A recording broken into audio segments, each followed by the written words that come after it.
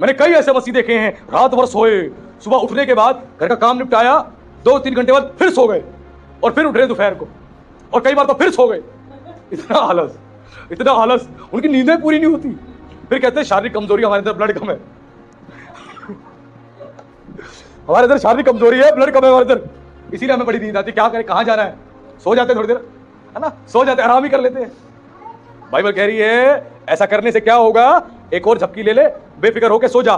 कब क्या होगा, तेरा कंगालपन तेरा कंगालपन डाकू के समान और तेरी घटी हथियारबंद मनुष्य के समान आ पड़ेगी। यानी तेरा कंगालपन कैसे आएगा, डाकू के समान। ये डाकू आके लूट के लेके जाता ना, वैसे तेरा आलस तुझे लूट के लेके जाएगा, तेरे को लूट के लेके जाएगा। तेरे आलस करने की वजह से तू पैसों में भी कंगला हो जाएगा, खाली।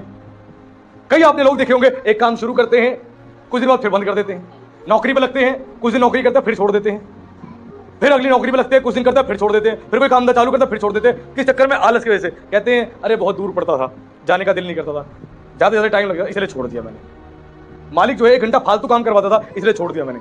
आलस, उस आलस की वजह से कंगालपन हो गया। अब वो लोगों से कह रहे हैं मेरी 500 रुपए से मदद कर दो, मेरी 100 रुपए से मदद कर दो, मेरी 200 रुपए से मदद कर दो। क्यों, कंगालपन, आलस की वजह से।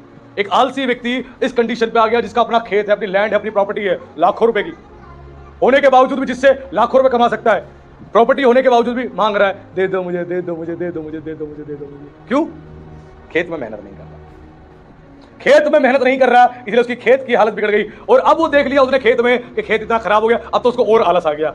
यार कौन जाएगा खेत में कटीले पेड़ों को काटने, इतना पसीना बहाने, और कौन जाएगा सारे बाड़े को लगाने, पहले से इतना खराब हुआ पड़ा है, और कौन मेहनत करेगा। और आलसी व्यक्ति आलस के बाद और आलस करता है, उसको मजा आता है, आलस के बाद और आलस करेगा।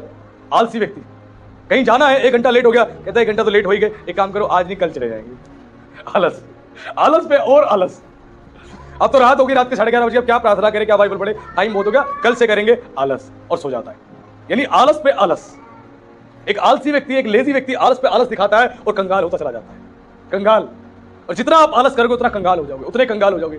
और बताया गया डाकू के समान आएगा आलस, तुम्हारा डाकू के समान। जैसे डाकू आता है ना बिना बताए, तुम जा रहे हो रास्ते में, डाकू आएगा मुंह पे कपड़ा लपेट के, बंदूक लेके, अचानक से धावा बोल देगा और बंदूक लगा कहेगा सब कुछ सारा माल निकालो। वैसे आलस आएगा, कहेगा जितना माल है जेब में, कितने बचे हैं, लाख रुपए में से 20 रुपए, चल 20 रुपए निकाल 20 रुपए, और कंगला हो और पैदल जा, 20 रुपए लूट लेगा। कंगाल करता कंगाल।